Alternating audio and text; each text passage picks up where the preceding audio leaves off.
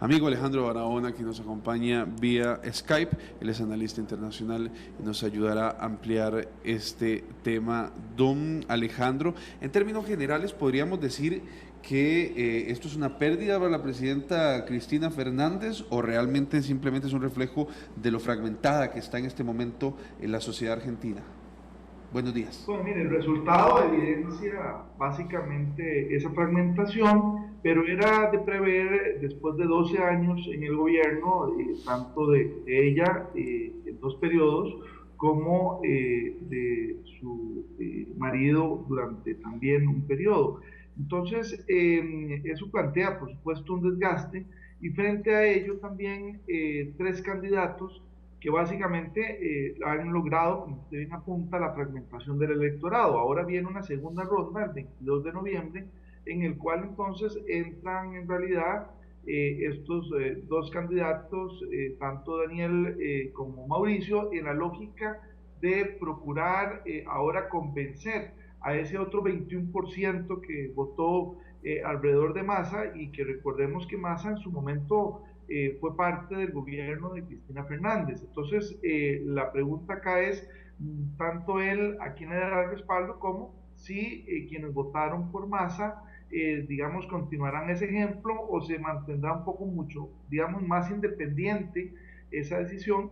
Y ahora viene una segunda ronda en el cual hay un efecto también psicológico, en el sentido de que Macri ya no solo dio la sorpresa en la primera ronda, sino que la puede dar en la segunda, no solo en términos de la votación que él obtuvo frente a Scioli, sino también en términos de que logró arrebatarle Buenos Aires, la provincia de Buenos Aires, al peronismo, que fíjense ustedes que desde 1987 continuamente eran alcaldes peronistas los que ganaban, y esta es la primera elección en la que Eugenia Vidal, primera mujer gobernadora de Buenos Aires, y que es del partido de Macri, se alza con el triunfo. Entonces, claro, psicológicamente esto implica un efecto importante de cara a ese 22 de noviembre. Y además, en la primera ronda, Scioli no quiso debatir.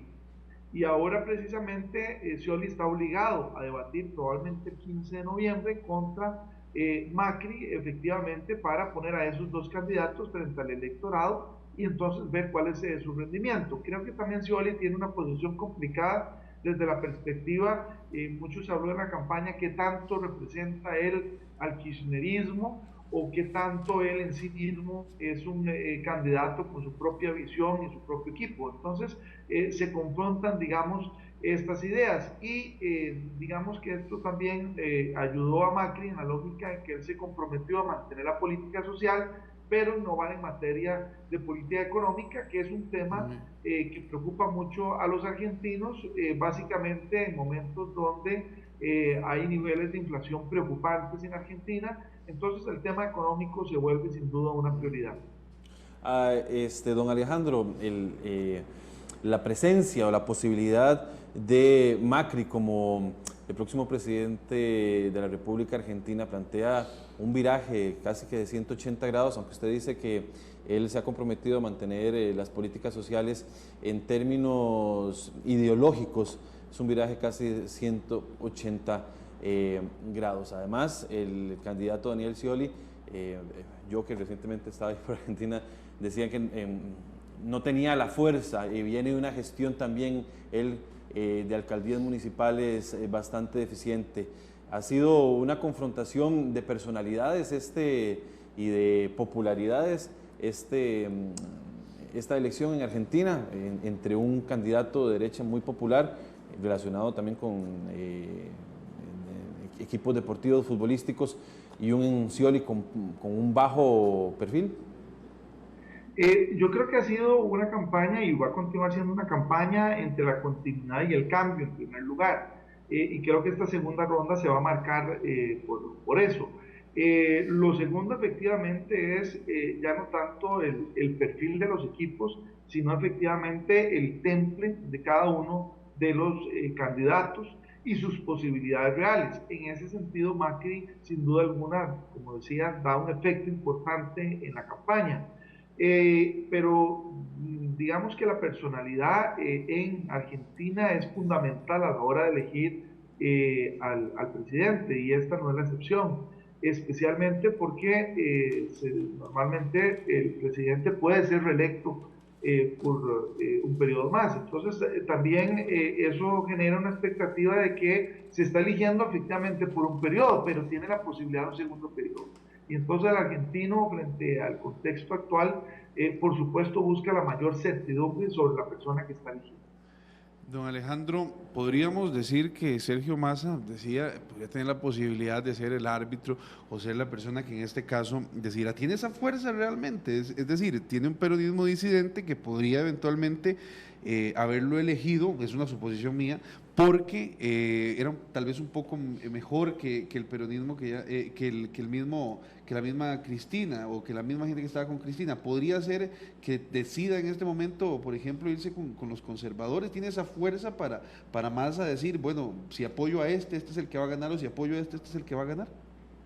Bueno, como Massa sale del peronismo y plantea una tercera alternativa, efectivamente podría continuar su viraje y apoyar a Macri, pero también podría perfectamente regresar y negociar con Scioli.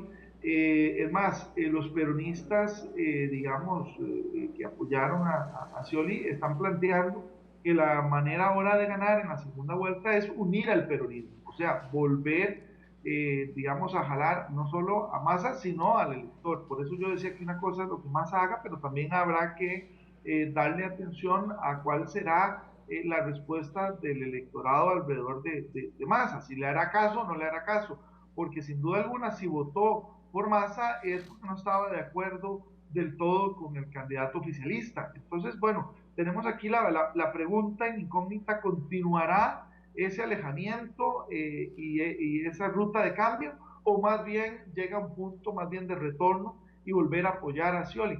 Bueno, aunque él apoya a Scioli, tengo, digamos, algunas dudas qué tanto caso le puede hacer su electorado, que sin duda alguna votó por un cambio. Entonces la pregunta es hasta dónde llega ese cambio. Eso es lo que tenemos que ver en la segunda ronda. Yo creo que el debate va a ser fundamental, especialmente si Oli no participó en los debates en la primera ronda. En esta segunda va a haber una expectativa sobre su desempeño en ese segundo debate, y Macri más bien llega muy fogueado en términos de debate y con una sonrisa casi de triunfador en la cara. Todos vimos el domingo las dos caras y sin duda algunas ya se adelantaba que había sorpresas, porque digamos que Scioli no logró disimular un resultado sorpresivo que se dio este pasado fin de semana. Un actor cómico en Guatemala, cambiando el tema, don Alejandro, un actor cómico en Guatemala, podríamos decir que podría estar ganando las elecciones. No podría, está ganándolas con casi el 70% de los votos. ¿Qué refleja esta situación? Y no es por demeritar ni su trabajo ni nada, sino cómo en este momento está legitimándose como opción alguien con poca carrera política, como outsider. ¿Cómo podemos valorar el tema de Guatemala para cerrar este análisis? Bueno, pues tremendamente convulso, digo, después de lo que sucedió tanto con la renuncia del presidente como de la vicepresidenta y todo el caso de corrupción que recordamos. Sin duda alguna eso ha terminado de remover todo lo que es la política en Guatemala, y en todos los guatemaltecos en esta segunda ronda también del pasado fin de semana terminaron inclinándose por el menos político de las dos opciones que concursaban en la segunda ronda. Como usted bien apuntaba, una persona conocida más por su oficio como